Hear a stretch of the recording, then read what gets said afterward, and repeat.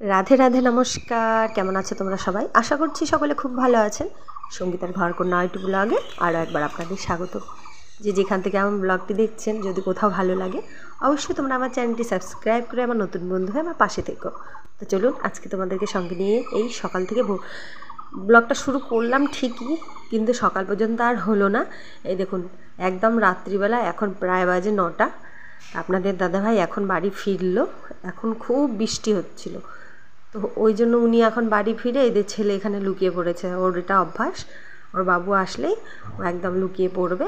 তা আমি বললাম ঘুমানোর ঢং কর, তাহলে ভাববে কি ঘুমিয়ে গেছে। তো যাই হোক, দেখি কি কি এনেছে, তো সেটাই ওকে দেওয়া যাক। তারপর হচ্ছে ওরা কি করে সেটা দেখাচ্ছি। অনেক কিছুই করে কিন্তু, হ্যাঁ।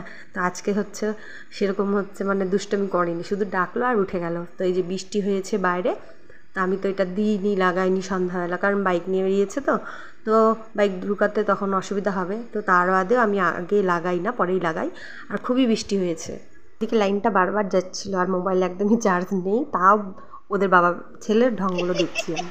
হয়ে গেল এতটুকুই, তাতে সিগন্যাল দিয়ে দিলি। আমি ভাবছি এই ঘুমানোর ঢং করবি।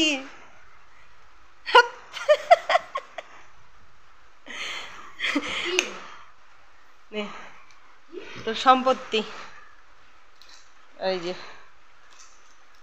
পাকার, নে না।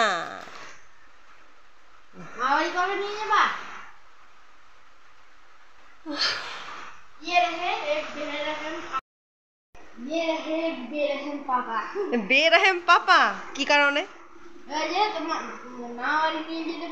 হ্যাঁ, ও তাই নাকি? এই ঘাড়ে মশা, ঘাড়ে মশা, ঘাড়ে মশা, মশাটা মারো তো। মশা কামড় দিয়ে বসে আছে, বুঝতে পারিস না? হয়ে গেছে, এখন ফুলে থাকবে। আবার জানালাটা খোলার কি দরকার ছিল? কেমন লোক রে বাবা, অতটা ইসে নাই। আমরা ক্যাথা গায়ে দিয়ে ঘুমাচ্ছি, আসার সাথে সাথে এই যে গোগ্রাসে খাওয়া শুরু হয়ে গেল। ইস, তুই হবি নাকি? ওটা ইসের ক্যাথার কাপড় মনে হয়। তো এখন আমি চলে আসলাম আমার ডিউটি করতে। তো এই বাসনগুলো আমি সবেমাত্র মেজে টেজে উঠালাম। আপনাদের দাদাভাই আসলো ঘরে, তারপরে আমি হচ্ছে এগুলো মেজে ঘষে উঠালাম। আর এই থালাগুলো ওদিনকা বের করেছি, যেদিন আমার হচ্ছে বোন আর দিদি এসেছিলো। ওরা কিন্তু আমার হচ্ছে মামাতো বোন হবে, তো ওরা এসেছিলো।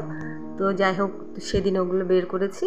আর এই যে, তো ভাবছি ওগুলো ব্যবহারই করি, কারণ সব জিনিস যদি না ব্যবহার করি তাহলে নিয়ে কোনো লাভ নেই। এখন বেঁচে থাকতেই তো এগুলো ব্যবহার করা উচিত। যদি গুছিয়ে গাছিয়ে যে রেখে দিচ্ছি সব কিছু, হঠাৎ কোন দিন যদি মরে টরে যাই, তখন এগুলো কে ব্যবহার করবে বলুন তো? তো ওই জন্য ভাবছি যে না, নিজেও ব্যবহার করি, আর আত্মীয় স্বজন আসলে সেটাতেও ব্যবহার হয়ে যাবে। হ্যাঁ, আবার কিছু কিছু যখন নতুন কেনার সময় হবে তখন কিনে রাখবো। আর এখনই যদি বেঁচে থাকতে এই জিনিসগুলো ইউজ না করি, কখন করব? কারণ এই যে মানুষ আমরা, আমাদের নিঃশ্বাসের তো বিশ্বাস নেই, কখন কি হয়ে যায়। এই যে বড় বড় ঝড়গুলো হচ্ছে, রেমাল নাকি ঝড়, কি কখনো ভূমিকম্প, এইসব যে হয়, কখন আমাদের কি হয়ে যায় বলা মুশকিল। তো যাই হোক, এগুলোই যে এখন ঘর টরগুলো গুছিয়ে রাখবো পরে। তো তার আগে এই যে বাসনপত্রগুলো গুছিয়ে রেখে দিই। আর এই হাঁড়িটাতে ভাত চাপাবো। রাত্রেবেলা করে যখন অল্পটুকু ভাত চাপানোর হয়, তখন ওটাতে একটু করে চাপিয়ে দিই, তো ওটাতে ভাত চাপাবো। আর কিছু কিছু খরচা এনেছে আপনাদের দাদাভাই, সেগুলো ওঠাতে হবে। আর আজকে একটা নদীতে মাছ ধরেছে, কালকে অনেক কটা মাছ ধরেছিল। রাত্রেবেলা প্রায় 5-7টার মতন, 5-7টা কি প্রায় 10টা হবে ওরকম মাছ ভেজেছিলাম। তো ওটা তো শেয়ার করিনি, রাত্রের ব্লগ যেহেতু শেয়ার করি না। তো যাই হোক, এই যে একটুখানি পান, আমার একটু পান খাওয়ার অভ্যাস আছে, ভাত খেয়ে ওঠার পর বা চা খাওয়ার পর। সব সময় খাই না, মানে কিছু খেয়ে ওঠার পর একটু একটু পান খাওয়ার অভ্যাস আছে, তো একটু পান চাবাই। তো যাই হোক, আর লক্ষ্মী পুজো বৃহস্পতিবার করে যখন করি, তো পান আনতেই হয়। তো পান আনলে তো একটা পান তো আর দোকানে হচ্ছে ওইভাবে আনা যায় না, তো ওই জন্য একটু পান সুপারি ঘরে রাখি সবসময়, লোকজন আসলেও হয়ে যায়। তো আজকে এই যে খরচাপাতি এগুলো আনলো, এখন আনলো মানে এখন কি, এগুলো আগে এনেছে দিনের বেলা, তো ওইগুলো ওঠায়নি। তো ওগুলো এখন উঠিয়ে নিচ্ছি। ডাল, তারপর তেল, চাল, আর হচ্ছে জিরে এনেছে, তো ওগুলো এখন গুছিয়ে গাছিয়ে রেখে দিচ্ছি। তো যা ইঁদুরের উৎপাত ঘরে, তো ইঁদুররা কেটে দিতে পারে, ওদের গ্যারেন্টি নেই। তো এই যে জিরেটাও এই প্যাকেটটা এনেছে। হাটের থেকে আনলে না অনেকগুলো করে দেয়, আর এই যে কেনা প্যাকেটে খুব সামান্য পাওয়া যায়। তো ওই জন্য আমি বলি কি হাটের থেকে নিয়ে আসতে। তো এই হাটে তো একদমই ভুলে গেছে, তাড়াতাড়ি তাড়াহুড়ো করে তাও শুধু সবজি বাজারটা এই হাটে তাও করেছে যে খেতে পারছে, আর আগের হাটে তো একদম বাজার করেইনি। তো যাই হোক, এই যে এগুলো এখন গুছিয়ে গেছে, এই যে রেখে দিচ্ছি। আর ডিমগুলো এনেছে, তো অমলেট করব। একটা অমলেট করতে বললো, তো আমি বললাম না, দুটো করি, যেহেতু দুজনে খাবো, তিনজনে খাবো, তো ওটা দিয়ে 3টা ভাগ করে নেব। আর আমি এখন খাচ্ছি চা। আপনাদের দাদাভাইকে বললাম, উনি খাবেন না।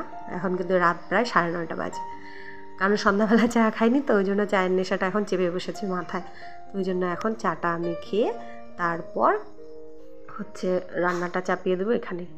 তো দেখুন কি করা যাবে বলুন, চা খাওয়াটাও একটা বিশাল বড় নেশা। আর এই যে এখন চা নিয়ে নিলাম এক বাটি মতন। আর এই যে বাঁ হাতে যে চালটা উঠিয়ে রাখছি, এটা হচ্ছে একটা নিয়ম যে রান্নার জন্য চাল নিলে বাঁ হাতে ওরকম একটু উঠিয়ে যেই হাঁড়ির থেকে বা যেই জিনিসটাতে আমরা চাল রাখার ব্যবস্থা করেছি সেখানে রেখে দিতে হয়। তো চলুন আবার কি হয়, যে ভাতটা যে বসাচ্ছি যখন হচ্ছে এখানে দিলে বাঁ হাতে 3বার করে দিতে হয়। যেহেতু আমি এই হাঁড়িটাতে তো একবারে বসিয়ে দিয়েছি, তো ওই জন্য আর ওই নিয়মটা আমার দ্বারা হলো না। তো যাই হোক, এখন এই যে ভাতটা হয়ে গেছে, অনেকক্ষণে তো বসিয়ে দিয়েছি, হয়ে গেছে। তো এটা মাঠটা ছেঁকে নিই। সেই গরম ভাতটা শুধু আমি আমার ছেলের জন্য করেছি। আর বাসি ভাত মানে কি, দিনের বেলার বাসি ভাত আছে, দিনের রান্না করা ভাতটা, ওটা ছেলে খাবে না, ওটা আমি আর ও খাবো, আর এই গরম ভাতটা ছেলে খেয়ে নেবে। তো যাই হোক, বাচ্চা মানুষ তো, ওই জন্য ওকে একটু ঠান্ডা ঠান্ডা ঠান্ডা জিনিস বা বাসি জিনিস দিতে মন চায় না। তো ওই জন্য ওর জন্য ভাতটা গরম গরম। আর এখানে এই যে এখন হচ্ছে ডিমটা অমলেট করব, ওই জন্য হচ্ছে পেঁয়াজ রসুনগুলো কেটে নিচ্ছি। রসুন তো না, শুধু পেঁয়াজ আর লঙ্কা। আর এই যে দেখুন প্লাস্টিকগুলো, তো ওগুলো এখানে ঢুকে নিলাম। আর দিনের বেলা সবজি কেটেছি, তো এখানে রেখে দিয়েছি। গরুকে দিতে একদম ভুলে গেছি, শুধু মাছ জলটাই দেওয়া হয়েছে গরুকে। তো যাই হোক, আছে, নষ্ট তো হবে না, কালকে গরুকে দিয়ে দেবো। আজকে সব গুছিয়ে গাছিয়ে রেখে দেবো, কালকে গরুকে দিয়ে দেবো।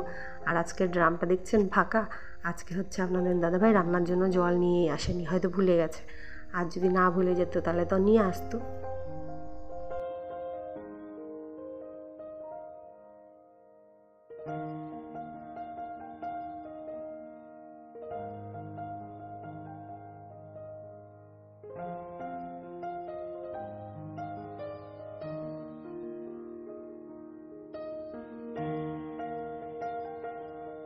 আর এই যেই একটা মাছ নিয়ে এসেছে, ওই মাছটাই আগে ভেজে উঠিয়ে নিচ্ছি। কালকে এনেছিল মনে হয় যে বৈরালি আর খোকসা না কি বলে, ওগুলো মাছ। আজকে একটা মাছ নিয়ে এসেছে, আর এখন অমলেটটা ভেজে নিচ্ছি 3জনের জন্য।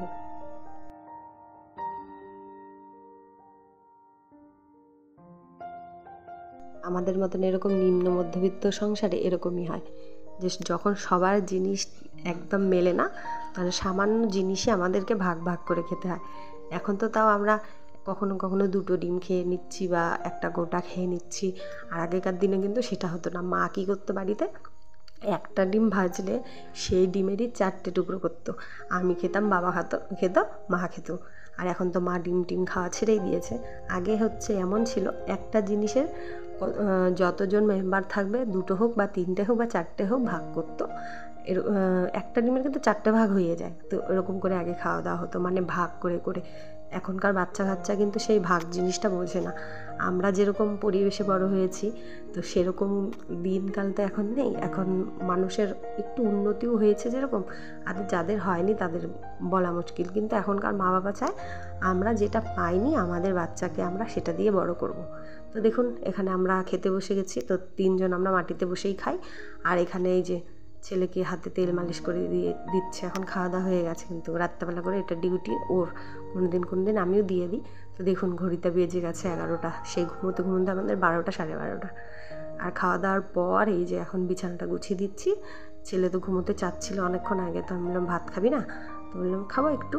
তো যাই হোক, খাবো একটু বলেছে, তো ওই তো খাওয়া দাওয়া করে এখন হয়ে গেল, শুয়ে পড়বে। তো বিছানাটা করে দিচ্ছি।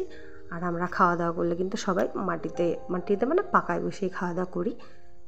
আমরা কেউ টেবিলে বসে খাই না, কারণ টেবিলে বসে ও একদম খেতেই চায় না, মানে কেন জানি ভালোবাসে না, আমিও ভালোবাসি না। মানে নিচে বসে খাওয়ার মধ্যে যে আনন্দটা আছে আর মনটা যে শান্তি হয়, তো টেবিলে বসে খাওয়াতে ঠিক দেখছেন টিকটিকিটা ঠিক করছে। আর টেবিলে বসে খাওয়াতে মানে মনটাও ভরে না, পেটটাও ভরে না, কেমন অস্বস্তি ভাব লাগে। তো ওই জন্য নিচে বসেই আমরা খাই। আর এই যে আজকে হচ্ছে এই মশারিটাই কয়েকদিন থেকে ব্যবহার করছি। কি করবো আর, এই যে গরমের মধ্যে তো দুটো ডবল করে মশারি দিয়েছিলাম, তো তাহলে মশা ঢোকে না। তো যাই হোক, এখন আপাতত এটা মশারিতেও মশা ঢুকছে না, কিন্তু যাই হোক কী করা যাবে, পরে টাকা পয়সা হলে একটা মশারি কিনতে হবে ভালো দেখে। আর ওইটা মশারির ফাঁকাগুলো অনেক বড় বড়, তো মশা ঢুকে যায়। তো যাই হোক, এখন ছেলেও একটু শুয়ে পড়ুক আর আমি আমার চুলে একটু তেল দেবো। আজকে তেল দেবো, কালকে মাথা ঘষবো। আমি সপ্তাহে হচ্ছে 2 দিনই তেল দিই। তো যাই হোক, চুলগুলোর যে অবস্থা হয়েছিল না, এখন যে এই তেলটা ব্যবহার করছি আর শ্যাম্পুটা, ওটাতে তাও চুলগুলো পড়া কমেছে আর চুলের খসখসে ভাবটা কমে গেছে। তো আজকে ব্লগটা এখানেই রাখছি। সবাই ভালো থাকবে, সুস্থ থাকবে, সাবধানে থাকবে। রাধে রাধে। কালকে ফিরে আসছি আবার।